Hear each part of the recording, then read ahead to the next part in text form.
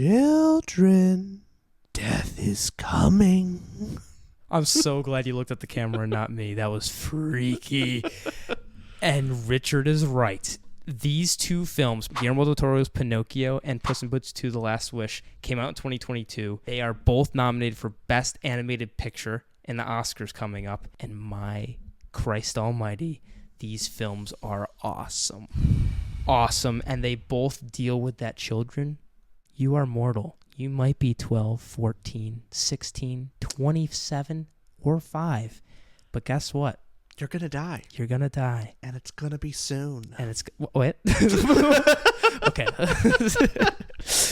But these films, I love when an animated film, essentially a cartoon, can take a serious topic and execute it so well that you're laughing, but also thinking about the scope of these films and their messages. Mm-hmm. Starting with Guillermo del Toro's Pinocchio, how excellent was that? That was a fantastic film. Seriously. I mean, to be fair, I had fairly high expectations going into the film, being who he is as a director. Yeah. But this film did a much closer take to the Grimm's fairy tale version of Pinocchio than Disney did. In the Disney version of Pinocchio, by the end, Pinocchio becomes an actual real boy, a flesh and blood human boy, and Guillermo del Toro, the ending, spoilers by the way, but the ending for this one, Pinocchio stays a puppet, doesn't become a flesh and blood human. He actually gives up his immortality, but he also gives up maybe even the possibility of becoming an actual flesh and blood real boy for Geppetto. And everyone else dies around him. Geppetto dies, the cricket dies, the monkey dies. Just Pinocchio left. But because he's mortal, does that make him a real boy? That's for you to decide. Mm-hmm. That's what the movie makes you think. The fact that he made that sacrifice and that the film ends with Cricket, who's great in this film. I love when the Cricket started his song and just got slammed by the door. It's a funny movie. Yeah. And the longest stop motion movie ever made, by the way. Ever made. So that alone should give this movie high praise. It was also a far more realistic and complicated characters to film. In the original Disney version, Pinocchio, yes, makes mistakes, but ultimately is a good-hearted kid and, a heart of gold, but is influenced by others and is susceptible to influence. In Guillermo del Toro's version of Pinocchio, no, Pinocchio's kind of selfish, brash, and has some serious problems and has to actually grow up and learn how to be a good son and a good person. And then on top of that, something that Disney doesn't get into at all, Geppetto learning how to be an actually good father. So both of these characters going on their own journey together is a much better version of this story. Because you don't see in the original Geppetto seeing the loss of his real son, and then having Pinocchio. See, we understand this isn't his real son. He wanted his real son back. Yeah. Not this wooden made-to-life magic, which he comes to love by the end. And then dies in the end as his son, who might be a real boy now, moves on. And this movie, I cried. This movie is so amazing. The very message at the end from the cricket, and it zooms in on that acorn and says, "What happens, happens. And then we are gone." What happens, happens. And then we're gone. What a great ending and message to tell kids. God. I love the film. And it made me tear up, and it's fantastic, and it still is not good as Puss in Boots 2. It's still... All right, we tried to be fair, but... No, one more second on Pinocchio, because... It is a great movie. No, Pinocchio is excellent. Like, even just talking about it now, like I'm holding myself together because Richard's here. If it was just us, you and Cameron, we'd get all emotional, but... It's seriously phenomenal. It's a great film. Okay, now Puss in Boots 2. Now Puss in Boots 2. Who is your favorite fearless hero? I really wish that that Puss in Boots 2, it could be nominated for just Best Picture. Not Best Animated Picture. I wish it could be Best Picture and then beat everyone out. That would be hilarious and accurate. It should.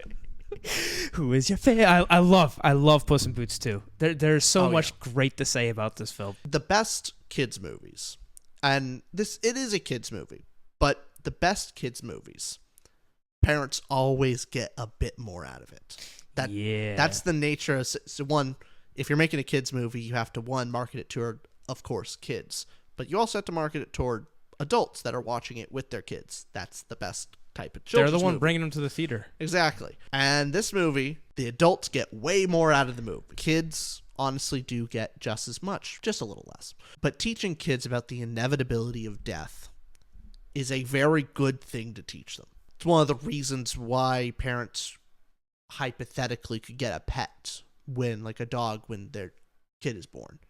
Because then, the kid grows up with the dog, and then eventually the dog dies when they're young. And it teaches the kid about death before something like, parents or grandparents come. My mom got me a guinea pig because of that. She was trying to teach you the inevitability of death. You, Mom!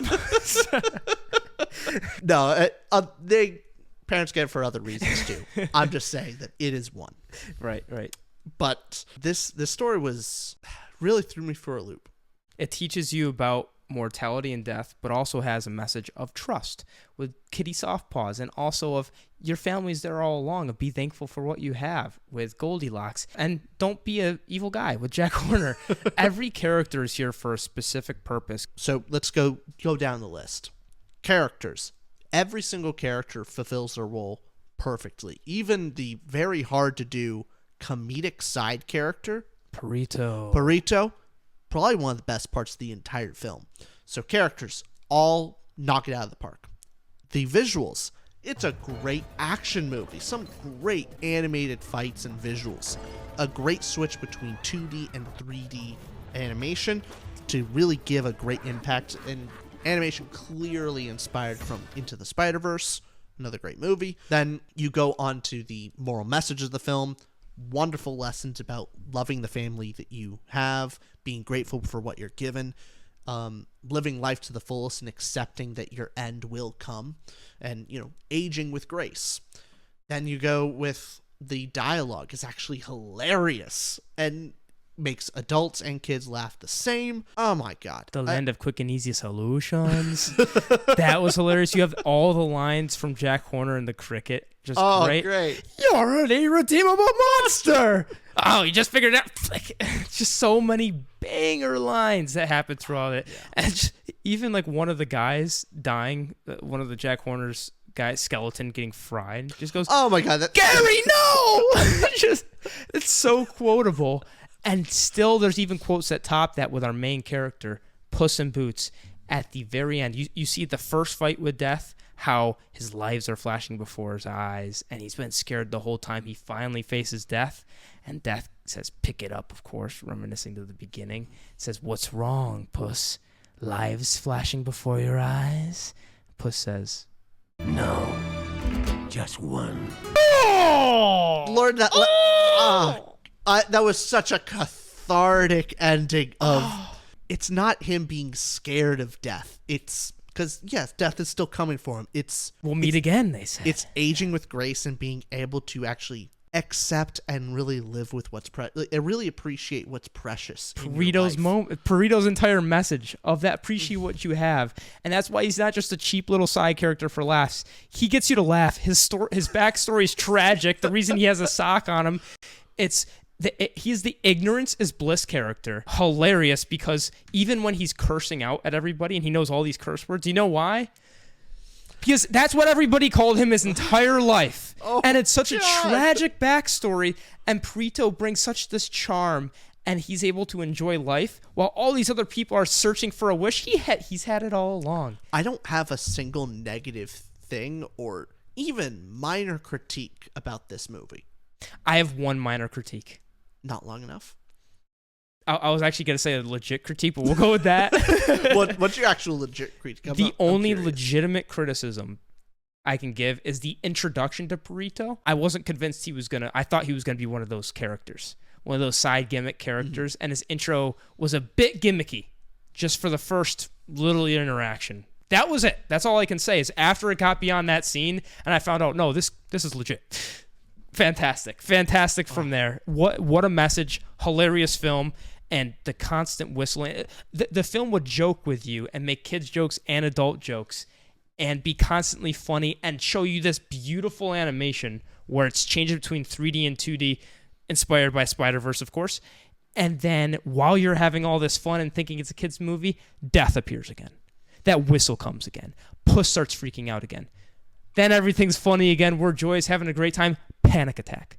Death is back. And guess who's there to save the day? Burrito is. And do they make any jokes? No, because this film understands when to be funny and understands when to be serious, and that's how you make a film with a great tone. Not everything's a joke, Marvel. Not everything's a joke, Disney. Things need to be serious. Don't turn Thor Ragnarok into a Love and Thunder. Have there be funny moments. Have there be serious moments. Make something gripping, compelling. Have a message. Have a great story with great characters. A great message for adults and kids. This is a goated film.